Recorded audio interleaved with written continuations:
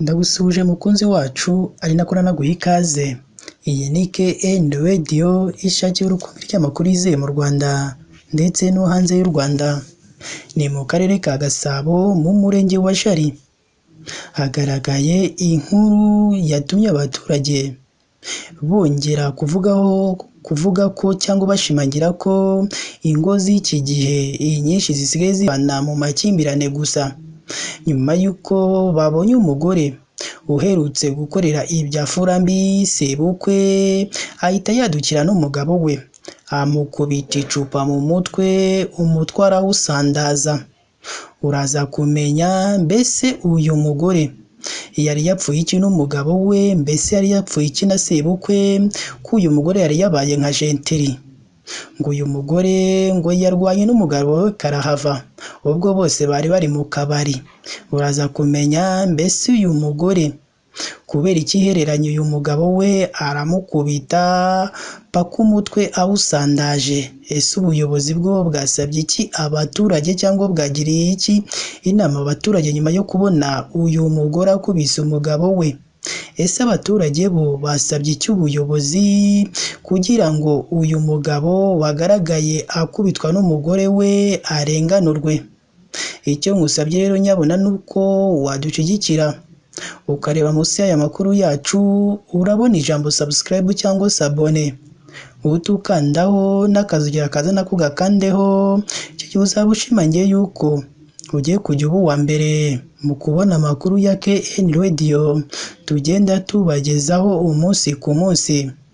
Reka twitse gatoya, turaza tubabwira byinshi kuri iyi nkuru yatumye abantu benshi bavuga amagambure nyuma yo kubona uwo mugore afata icupa akarikubita umugabo mu mutwe, umutwe w'umugabo ukamenagurika. Tubibutse ko iyi ari KN Radio.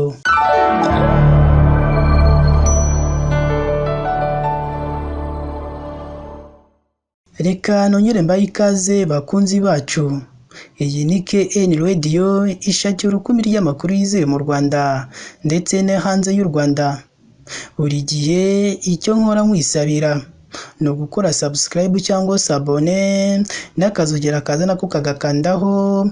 Icyo gihe uzaba ushimangiye yuko ugiye kujya uba uwa mbere mu kubona amakuru ya KN Radio tugenda tubagezaho umunsi ku munsi. Ikindi tugusaba ni ukuduha igitekerezo, haba ikitugira inama ndetse n'ikidushimira. Ibyo byose hano kuri KN Radio tuba tubikeneye. Ni mu karere ka Gasabo mu murenge wa Jari. Umugore uherutse gukorera ibya furambi sebukwe yadukiriye n'umugabo we amukubita icupa mu mutwe, umutwe arawumenagura cyangwa arawusandaza. Aya mahano cyangwa iyi nkuru y'incamugongo yasakaye hano mu karere ka Gasabo yabaye kuri uyu wa gatandatu tariki 27 Nyakanga 2024.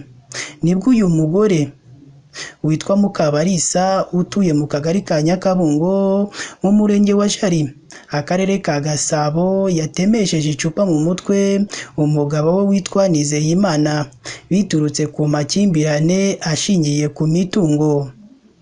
Bamwe mu baturage bari baraho uyu mugore yatemeshereje umugabo we icupa babwiye itangazamakuru ko uyu mubyeyi asanzwe afitanye amakimbirane n'umugabo we ashingiye ku mitungo. Ngo nyuma y'uko ngo kugira ngo yadukire umugabo we byatewe n'uko umugabo we yatahuye ko yagiye kubitsa amafaranga rwihishwa mu yindi konti ya banki badasanzwe babitsamo, maze umugabo amubajije impamvu yabikoze, umugore we yahise amukabukira amubwira nabi. Umugabo ahita yipfuka mu maso bitewe n'ukuntu umugore we yari amukabukiye, kuko abari aho bose bahise bareba uwo mugabo ndetse n'abo bagore ukuntu bari bashyamiranye.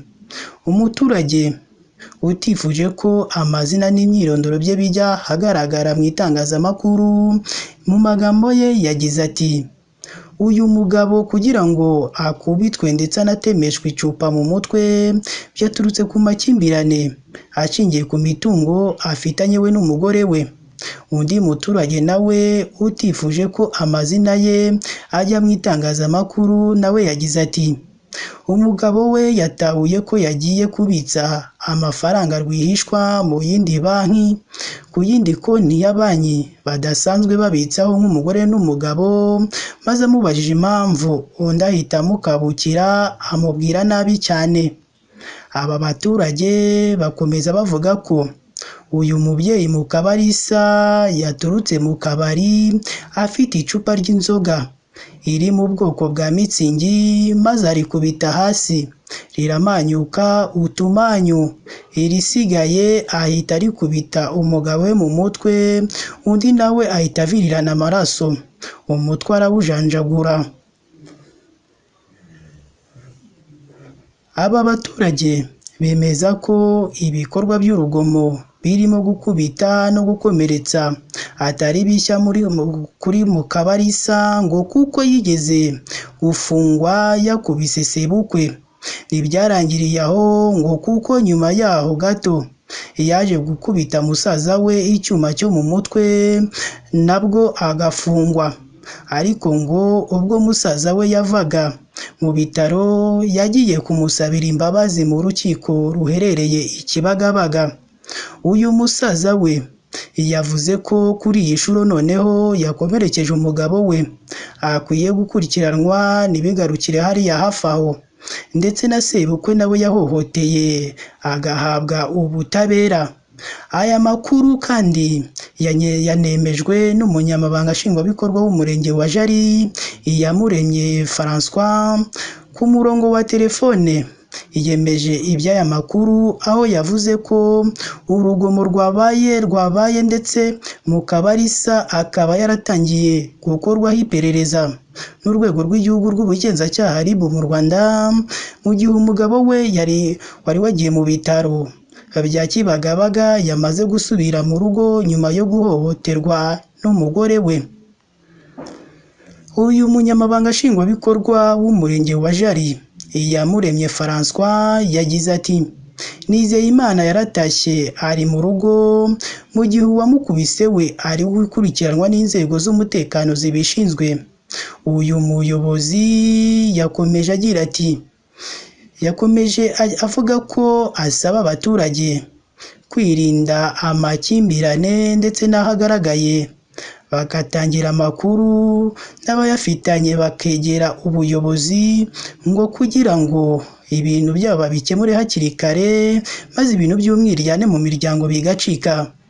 Gusa aba baturage bo ntabwo batuje kuko babwiye ubuyobozi ko uyu mugore agomba kuryozwa bitewe n'ibyo bikorwa byose agenda akorera uwo muryango, ko agomba guhanwa cyane cyane byihanukiriye urumukwiye ngo kuko yagiye agaragara cyane cyangwa yagiye yitaba inzego z'umutekano ngo ariko zigahita zimurekura. Rero bano baturage barumva ko uyu mugabo cyangwa barumva ko uyu mugore bamukatira urumukwiye ngo kuko agarutse mu muryango wabo ngo n'ubundi bazaza bagomeza bagirana ayo makimbirane ngo byanatuma muri bo harimwe wanahasiga ubuzima.